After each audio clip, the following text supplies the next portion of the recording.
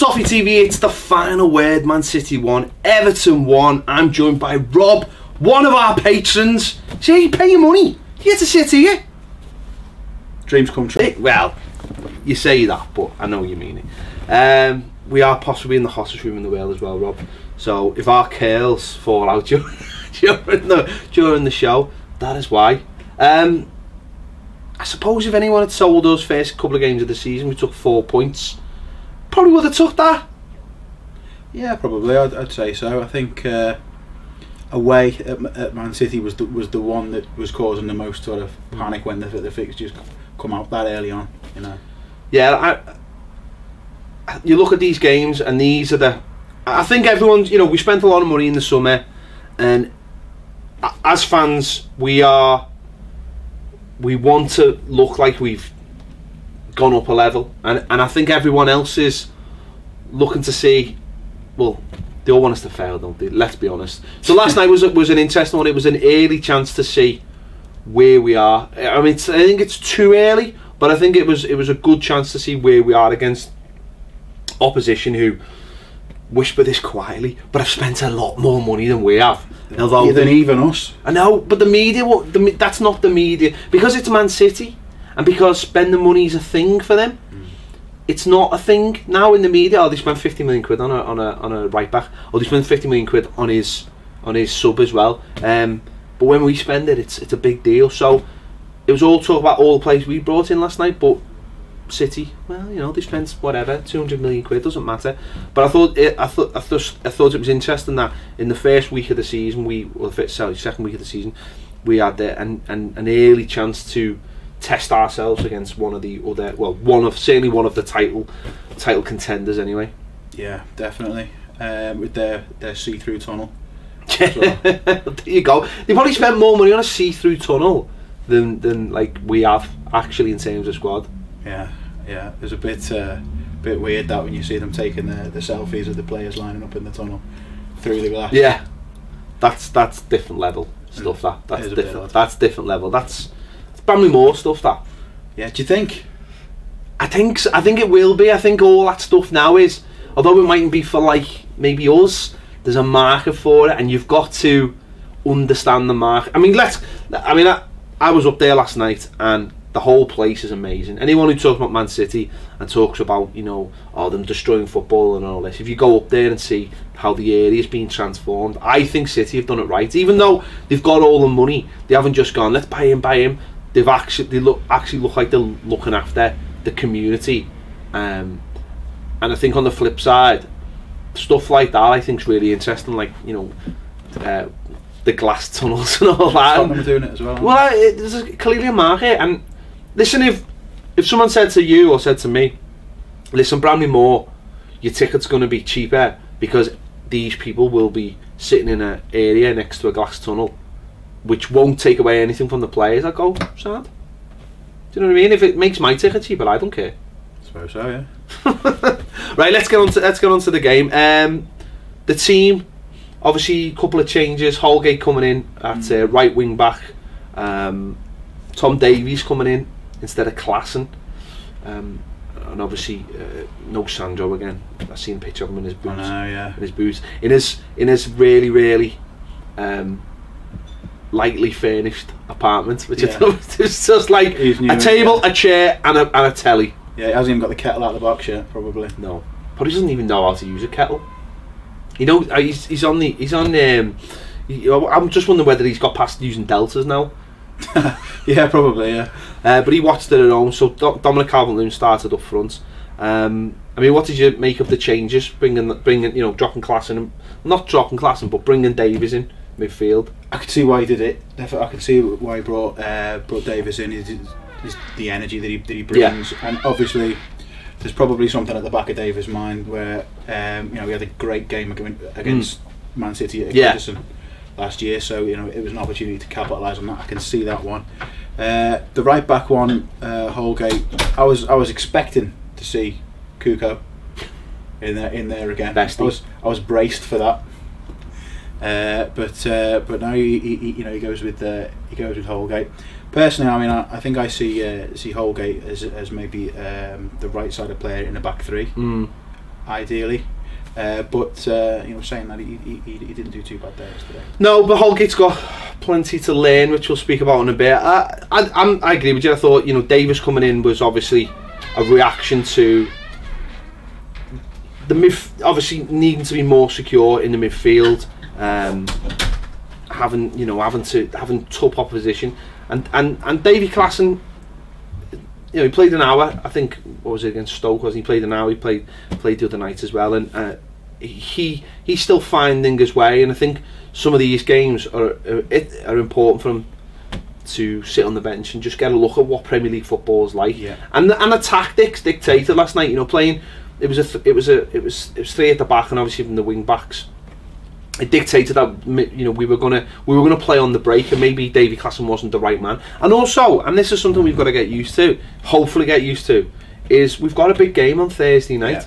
Yeah. You don't just say your best team, well, not your best team, but it's horses for courses. You've got to be prepared to use all your squad and not just go, well, we're playing them every single game till they're worn out.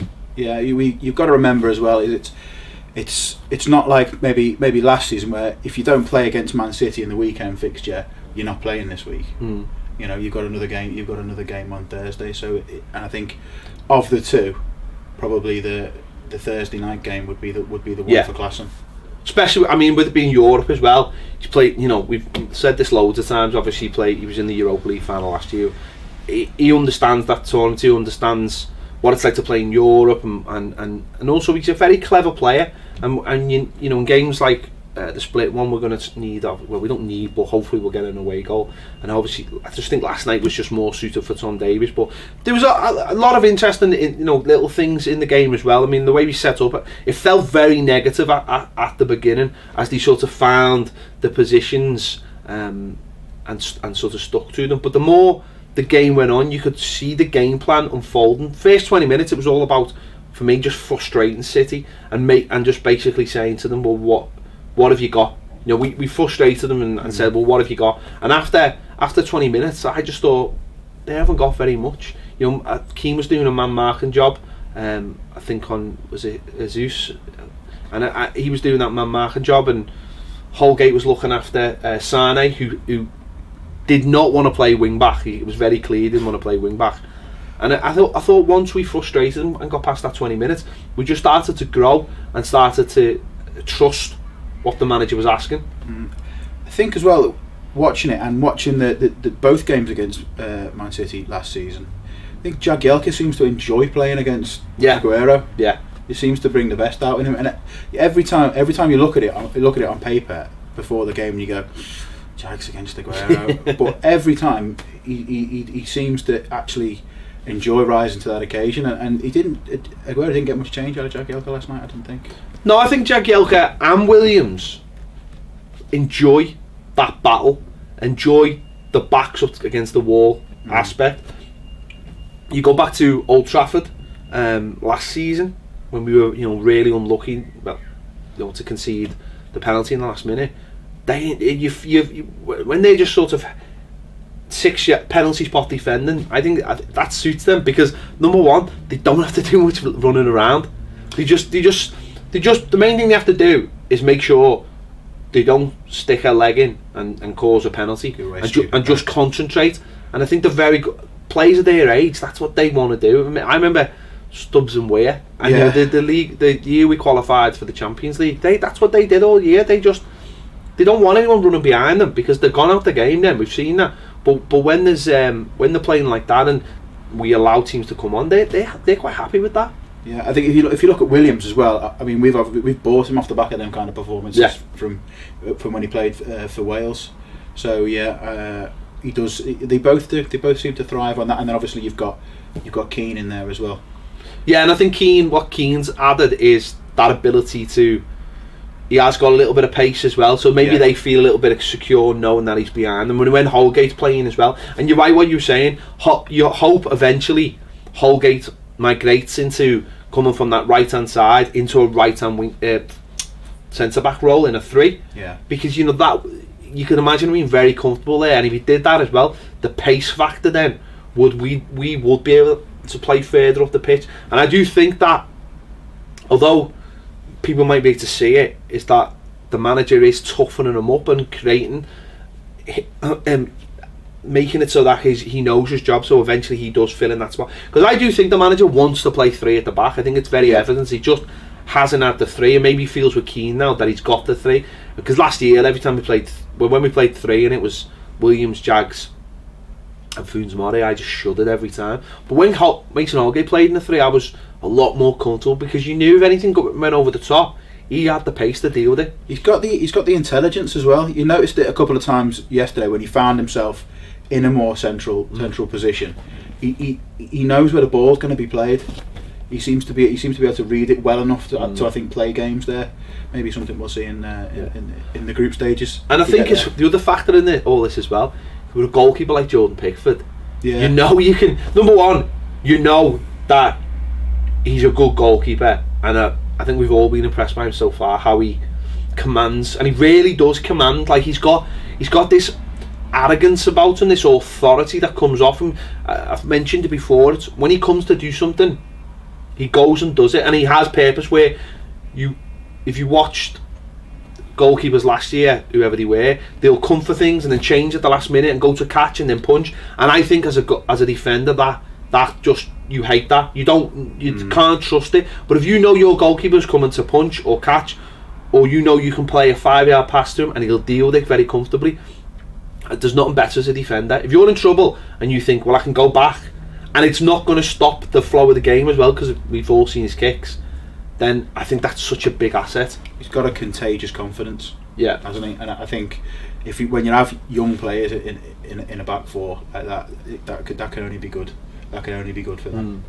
Definitely. I just thought, I mean, Jordan is outballs from Pickford. There was one last night in the second half where he played it to Rooney, and Rooney's control was immaculate, and then he tried to put it in, and actually Rooney had a little bit more time to deal with it, but it was got us from defence to attack so quickly. And I think all those things just make it all a little bit happier and a little bit easier for, as I say, the likes of Jags and Ashley Williams. But I thought we grew into the game really well. I thought once we rolled out that little storm and they hit the post, and there was one where Jags Aguero square like shaped to shoot, and then Jags just put him himself on the floor and just basically said, well, get past me because you've got nowhere to go. And Aguero couldn't get past City fans didn't like that at all. No, I just thought it was brilliant. Didn't go down well. Yeah, it was good. I thought that was brilliant defending. Body on the line defending is what we're talking about with Jags and Williams. Yeah. And there's other one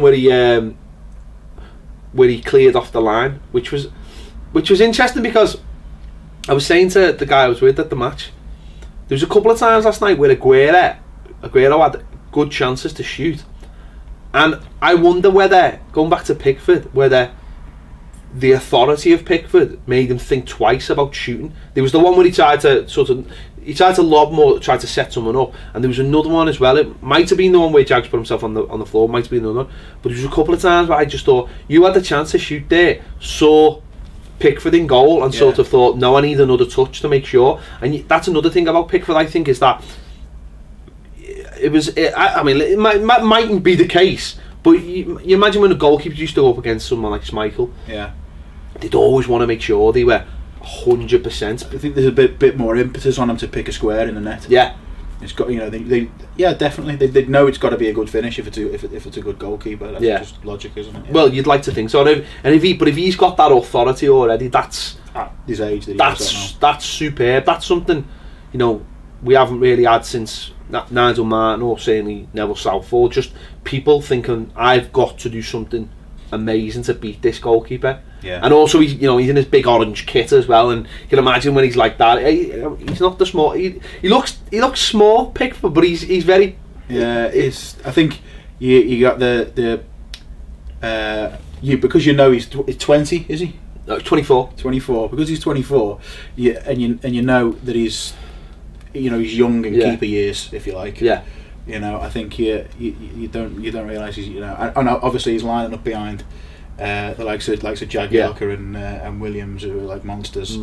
I think you forget that he's sizable enough himself. I thought I can't say enough about him, but I say his kicking He gets a bit cocky with his kicking, I thought, and some of it, certainly his right foot, I was like, just take a touch, kid. Just take a touch. You don't need, not every time. Tried to volley one, didn't he? Yeah, not every time does it have to come back to you, and you have to, I know what he's doing, he's just keeping the ball going, and he's so confident, that's brilliant. But at times I'm just thinking, just take a touch. Just take a touch. Steady yourself and pick someone out. I mean, there was one in the first half where they nearly, late on, where it led to Walker nearly get through, and Baines had to make an absolutely amazing tackle. But superb tackle.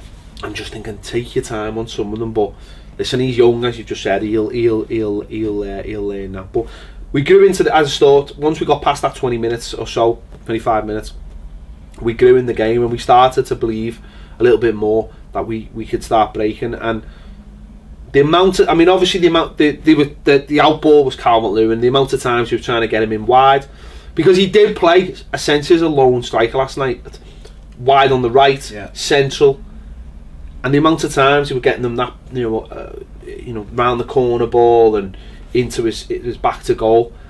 And I thought once he steadied himself, and once people knew they could do that, and City players weren't getting near him, they didn't get near him all night. Once he showed that he was happy to go up against the City players, I just thought he was fantastic from there on. Yeah, no, I'd have to agree. I thought he put in it was a really good performance from him, but it was he grafted. Yeah, as well. He wasn't just clearly talented. Yeah, like he had to graft to get the results, to get the results out of the defenders that he was getting. I don't think Otamendi had an answer to him.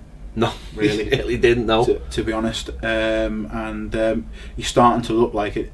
He's starting to look like he's doing what Tom Davis did last season, and he's taking his chance. Yeah. Because he knows at the end of this window there might be another striker in the squad, and where's that going to leave me? So he's taking his chance, and fair play to him. But he's definitely got what he's got as well, is he's got the confidence of the manager, and he's had the confidence of the manager since the middle of last season, or certainly the turn of the year, whatever it was. The manager really likes him, and he's played him. Obviously, we've seen him play him on wide, and that doesn't necessarily suit him. But what I think the manager likes about him is that he's disciplined. You give him a job to do, and he'll do it. Some people don't like that, and some people don't necessarily see it. But I think when he scored his first Premier League goal, I think you've seen that when he played. I think he played on the left-hand side when he scored his first Premier League goal, and he came in and he got a tap in. The manager just likes the fact that he will do a job. I remember Anachabi used to play on the right for Moyes. Moyes loved him, and everyone used to go, "Why do you like him?" And it was because he knew if he could give him a job to do, he could trust him. Bring down a long ball. Yeah, and he could trust him. He could trust him to hold up the ball. He can trust him to run with the ball, winning fouls. And I think it was the same with Calvert-Lewin. But last night, what you saw last night was the evolution of that, where he's now playing like a number 9, and we've seen him last week in Stoke, first game of the season. I thought he was brilliant second half. I thought he really was, and he's getting that confidence now. And a lot of people say, and listen, I'm a little bit young for this, but people say he's like in the early years of Graham Sharp.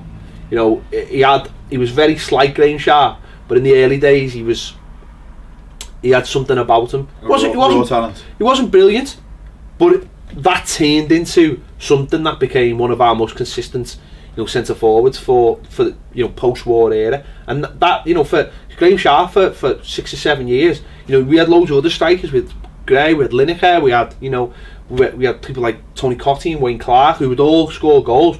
But Graham Sharp, every year, 15, 16, 17 goals every year. If you've got someone who can do that for for 5, 6, 7 years, that the age that we've got Dominic Calvert-Lewin, there's no reason why he couldn't do that.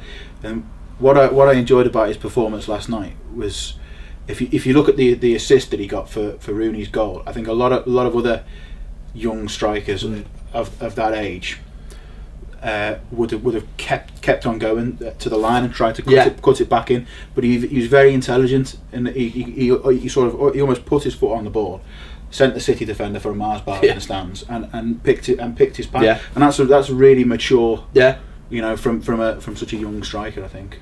No, you're absolutely right. I mean, again, that a lot of the play last night you've seen, he will have developed by having to play on that right hand side, where people go, do you know what the Crassy kid? he's doing all wax on, wax off, and painting the fence. Yeah. You seen the evolution last night. Every time he played on the right hand side, that was him painting the fence. Yeah. And last night you seen an evolution of that. You seen him, use all that intelligence that he's learned playing on the right with that endless running, where people have gone, well, what's he do? What's he do? Yeah. You seen that last night. And you're right. A couple of times you picked up the ball, went wide, and people joined in, but I suppose people were slow to join it because he's quite fast. He's deceivingly fast, and he's a lot faster than a lot of other players. And you're right, because what he did last night, went for the goal, he slowed it down, waited for Rooney to make a late run, checked inside, and then played a lovely ball. And of course, okay, it was a lovely finish. Okay, got a little bit of luck. Comes off the inside of the keeper's leg. Genuine nutmeg. Yeah, well, there, keeper. You say the keeper gets a little bit of luck. He got a little bit of luck to actually just get a touch on it. Really deliberately bounced it in off his heel and off the post. Yeah, and that good. Obviously, just what I loved about that goal was it came at the perfect time for the City fans and players to just go, not again. Not again. Yeah, exactly. Enjoyed it, didn't he, as well? Well, why not? It's funny, he scored his 200th Premier League goal, and I know most of them have been from Man United, but I think he scored his 50th against City. And he's 150 against City, and obviously he's 200, and he enjoyed it. And we'll talk about Rooney in a minute, but he really enjoyed it. But what it did was it sent the City fans and the players in, not again. And I think that's a thing we have to deal with a lot of the times. Everton fans saying, "Oh, not again." But I think that's the thing. I think that's why when they brought Sterling on. Yeah, well, just when he just kicked off second half for me. But I think that's why when we play City, we don't really seem to have any problems, because we have that over them. And as an Evertonian, I don't worry about playing City, even though they spend more money than anyone else. Whereas when we play other teams, we have the hangover of all things that have happened to us. Yeah. But Man City fans and Man City players seem to have a hangover of everything we've done to them. Certainly if you're a fan, there was that brilliant picture going around last night where it was the same fan, the same fans, and I know it was Rooney and not necessarily us, but we've been there so many times in the last 10 years and got really good results for them and against them, and that's what we've got to start doing against the other clubs, going to places and not having that fear. And I know half the problem with that is you've got to create those moments to not have that fear. But it was evident last night. As soon as that goal went in, they were like, not again. I think Chelsea under Mourinho hated playing against Everton as well. They beat us though.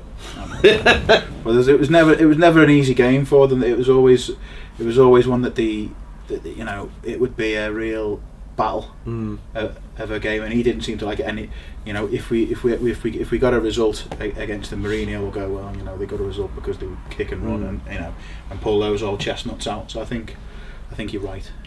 It does. I mean, it does make a big difference, because you watch some of our players last night, the likes of Baines, the likes of Jagielka, who've played against City many times and have got that, know what it's like to win there, no fear factor. I'm not saying them, but you watch some players in those games, and you watch them when they go to other grounds.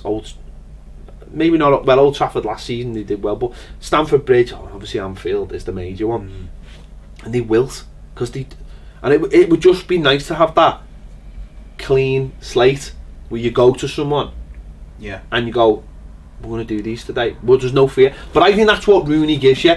He gives you that almost that clean slate where he's been to all those grounds. He's won at all those grounds. He's scored at all those grounds. He knows how that it works, and we'll go there and go, you know what? I don't care. I don't care who you are. It was perfect when he was on Sky 6 after the game when Gary Neville said, what was it like to go in City with what again?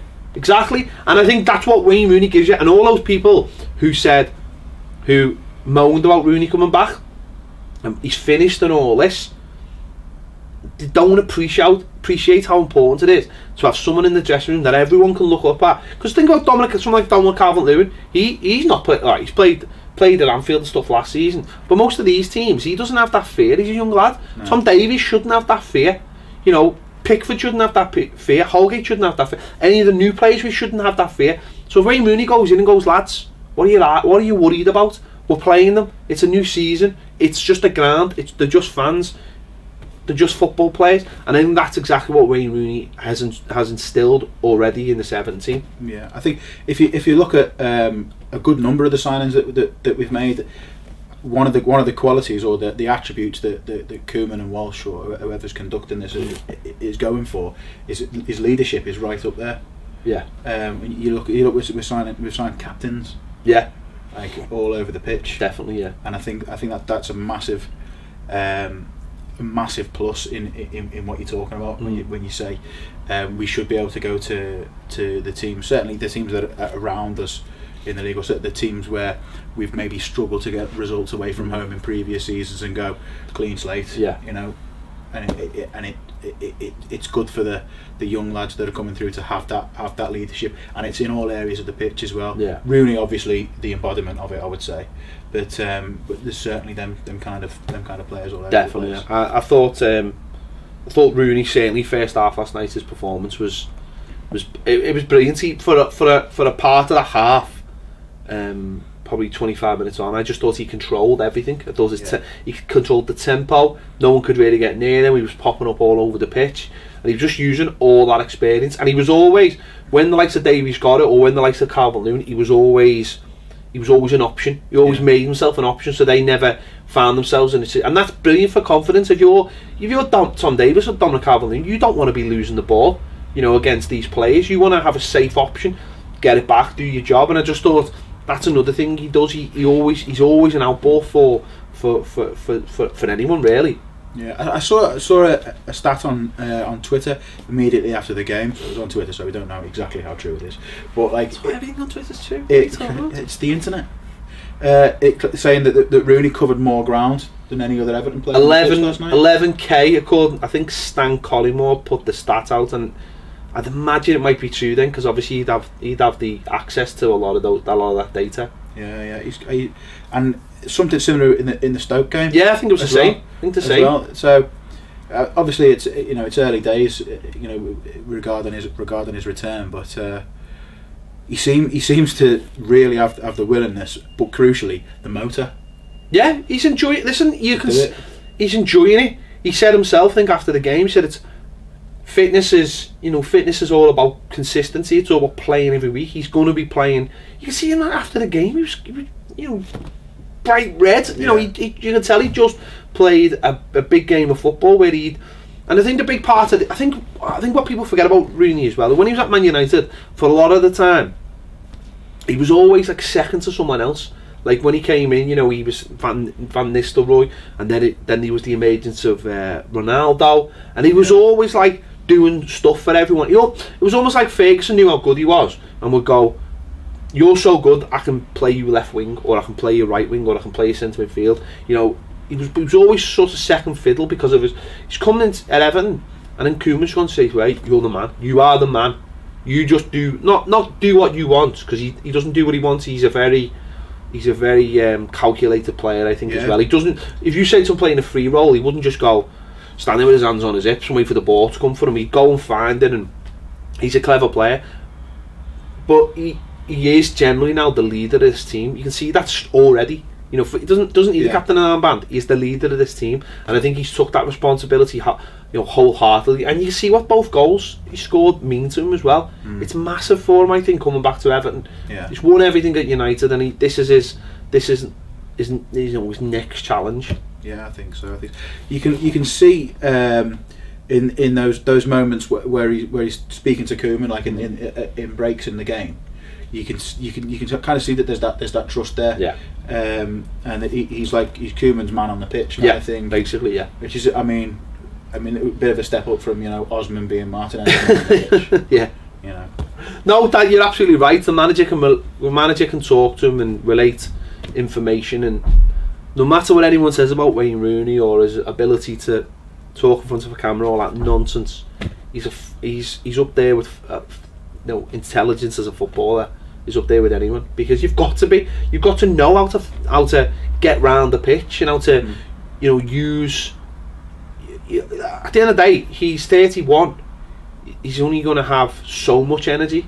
He's got to know how to use it in the right ways. And I thought last night because when he hits the ball, everything slows down to his pace. I think that's the mark of a really good player. Really Go back to Scholes. Scholes was the master of it. He's the walk around. I remember watching a match at Everton and Man United were 3-0 up.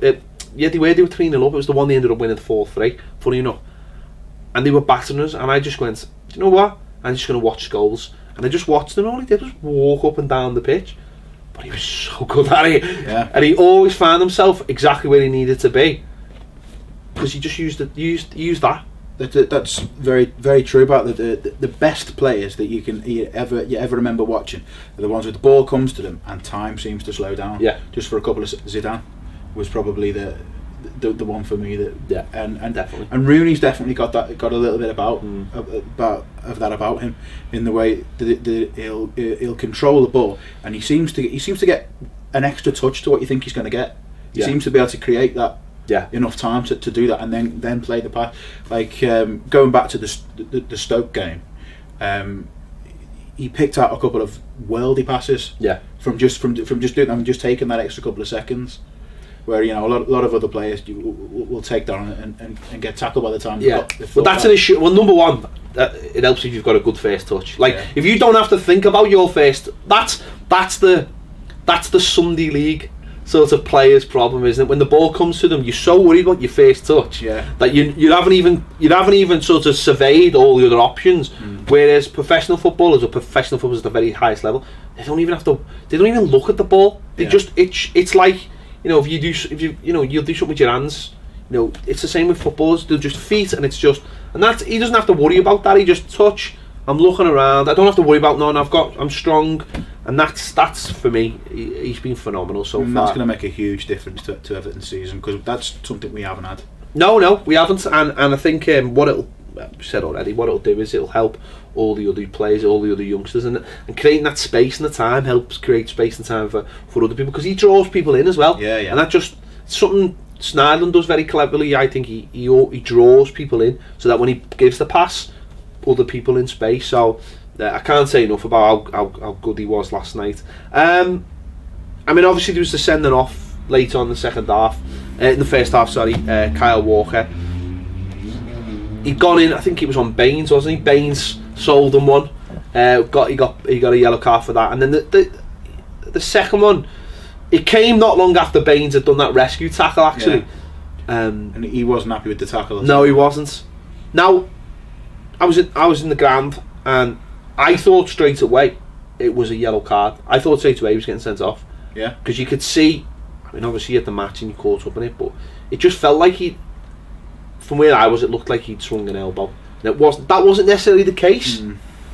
But what I found really interesting is that it was the fourth official who seemed to tell the referee. And so for anyone who's like, well, it wasn't a booking, or he dived or whatever, I just thought that was a really interesting. The fact that the ref had the back up, like a pair of eyes squarely on the incident, and give it as a yellow card. Michael Oliver, wasn't it? I think so. Yeah. He was remonstrating with Guardiola. At half time, but he was sure, wasn't he? He, sometimes you see them like giving it the old. I don't know what the ref's seeing there, but it looked like he. And if you watch the replay of it as well, at the point of impact, Calvert-Lewin does jolt, and it does send him over. Now that might very well be because Calvert-Lewin's such a young player, and he probably isn't physically as strong as Kyle Walker, and it's probably played in our favour there. I don't think he's tried to hide the fact that he's been knocked over at all by any means. But I think the referee or the assistant referee, as the case may have been, has interpreted that very much in our favour, shall we say? I mean, Walker has a look at him. I think that's the telling point. Walker has a little look at him, and I think whether that's what Oliver seen and doesn't necessarily see the contact. There was contact. Now, for me, Calvert-Lewin knows what he's doing. He's trying to win his team a foul. He knows that he's the wrong side in the start. It's a kick coming over. He's on the wrong side. Once he's behind him, he's got very little chance of winning that. So once he feels the contact, he's going to go down. He's going to take his chances. He doesn't want Kyle Walker to win the header, so he's taking the fact. So the ref bought it. If that's what he's done. So I don't think it's not. I know there's different people, say different things. Carragher saying he's not going to feel good about himself and all that, but Neville saying, well, we've all done it, we've all tried to win fouls for it. I just think he was trying to win a foul, and it's resulted in a yellow card. But as I say, it's the fact that Oliver is so adamant, that it's a red card, and I think it's the fact that there is an initial contact there, and it does move him. But it is the look though. It's the look. It's the look that gets him. It's the look, as in to say he looks too early as well. If you know what I mean. Stop looking, Kyle. He looks way before the ball drops. So because as a defender, I don't think you should be concerning yourself at that point. You should be looking because you're in front of as any player on a football pitch. You want to be in front of the play. Then you can move to jump. You can block them off with your strength. And there's no need there unless he takes a look to think, is he going to get round the front of me? Which I think he'd done quite well all night. He's so good in the air, Dominic Calvert-Lewin as well. He's so good at getting up. He reminds me a bit like a Kale. He just get up. High praise. Yeah, well, he does. He just seems to win everything in the air. Yeah. And maybe that's what, again, we talked about Pickford before, having the presence, and maybe Calvert-Lewin already is getting into defenders' heads by winning so much in the air that players are now starting to. Yeah. It helps if you get the quality. Yeah. Well, to be able to find yourself in them positions which he's getting. So Kyle, just listen. Concentrate on. I know you're not watching really, mate, but maybe someone relay the message. There'll really be some City fans. So I mean, it might have been slightly harsh, but just concentrate on winning the ball, and you'll win it. So obviously they went down to 10 men at half time. I'll be honest. I knew straight away that we'd end up with 10 men. I knew it would be. And I pretty much knew. Anyone who was around me at the match last night, they heard me. I pretty much said that I knew that it was going to be Sneijder going off at some point. I thought the ref's going to go in. He's going to watch the monitor to see if he got it right, and has gone. Maybe I didn't get that right, and I thought you're going to even it up as soon as you can. But obviously, second half, they've come out, and I know they've only got 10 men, and people can say, well, I had seen a few people who's got 10 men here. But listen, City are absolute quality, and what they've got is players with so much movement. I mean, let's be honest. You look at that City team, and at times you don't know who's playing where. Yeah. They are so interchangeable. Fluid. Good word. They're so interchangeable and fluid. But at times you don't know where they're playing. And there's an old adage in football: the ball doesn't get tired. If you move that ball, the ball doesn't get tired. And I thought second half they did really, really, really well. But I just want to come on to the subs because I thought they were mad. I honestly think that. I'm not saying City wouldn't have got an equaliser last night, but I think the manager helped them. I really do. I think the subs didn't help, and taking Williams off was just a very, very strange one to me. I mean, I don't know what your thoughts on it, and I haven't heard if he's injured or the manager's got an eye on Thursday, because I suppose he has to. But I just thought at that point we were dealing with everything they had. They were doing a lot of the things they'd done first half without too much success, and I just thought we were dealing with it. And I thought, I just wonder whether, I don't know, whether it would have been right to just leave him on and stay with the back three and keep doing what we were doing. Maybe. What surprised me the most was that he didn't take Schneiderlin off. That was what really surprised me. I thought half time he's going off. Yeah. With them getting, like you say, getting the sending off when they did, I thought, well, Schneiderlin's coming off here. But who would you have replaced them with? I don't know. So that's the $1 million question, isn't it? I mean, probably would have been Davy Klassen, wouldn't it? And shuffled the midfield around a little bit. But he was on the bench as well. Don't forget. Yeah. See, got you. So Bessage was the only real centre midfielder and Klassen. So we could have brought Klassen on, yeah. So we could have brought Klassen on. So that's one thing. Bessage would have been the only change I would have made. Bessage would have been the natural fit. But it's Bessage. And I like Bessage, but he probably would have got sent off. Well, Schneiderlin did anyway. So. Yeah. No, it was hard because people were saying about that towards the end. People were like, should take Dominic Calvert-Lewin off, and I was saying, no. For who? No. Who are you going to take him off for? Who are you going to take him off for? His goal threat. Well, he was, and if he took Calvert-Lewin off, City would have would have gone up the pitch in extra 20 And he's the yards. out ball as well. Exactly. You know, and the to touch on when Sigurdsson came on. Well, I was just going to come on to that. I just didn't think that worked. I just thought, obviously, he had the greatest intentions in the world. Yeah. You know, and he clearly wanted to get on and get his debut under his belt, but because of his lack of match fitness, he's played 45 minutes over the pre-season. He was a bit of a passenger. I just thought that sub opened up the City's right hand side, and they were heavily reliant on their right hand side. You know, I think they brought that Danilo on, and he was just getting a run at Baines, and obviously Baines, you know, he's not getting any younger, and Jagielka being on that side as well. And I just thought that's where it was all coming from, and that sub I just thought we opened ourselves up a little bit too much when Williams. I don't know. I just don't understand why he took him off, because I just thought that basically said to City, well, is one less defender for you to attack. Yeah, I think there's an element as well. You got to remember there's the Koeman Pep thing going on here. So you get a bit of a chess game vibe going on. So you make a change, I make a change. Yeah, and I think that's the way they are. If you remember the game from the last season as well. Yeah, you make a change, I make a change. Yeah, and obviously, you know, in the end, the resistance couldn't hold out. But what makes it worse is, you know, it's a simple ball into the box, I think, to deal with. And Holgate, you cannot be heading the ball back into play there. You just can't. You just woeful at that. You just not. I think a player with more experience just ducks at the last minute there, and it goes over his head. And Silva's not going to read that. If you duck at the last minute, that's gonna go out. Or at the least, just skim it. It's the worst place on the pitch you could have headed it. Exactly, and Silva wasn't even challenging him. I think he might have been pulling him a little bit, but just get something on his side header anyway. That is literally the last place. You're putting it right back into the danger zone. And Sterling, of all people, who on another day probably would have just put that in Rowe's head, finds the bottom corner, and you know, finds just the right spot on his shin there, didn't he, with that?